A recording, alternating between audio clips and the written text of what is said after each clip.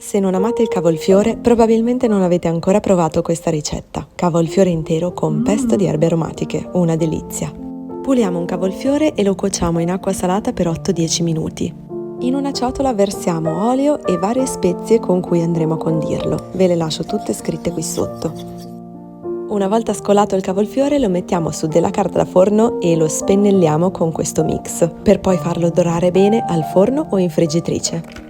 Mentre dorava ho preparato un pesto con noci, erbe aromatiche, rucola, fresco e saporito. Ed ecco il nostro cavolfiore bello dorato e pronto da condire con il pesto e con semi a piacere. Io spero tanto che vi piaccia e ci vediamo nel prossimo video.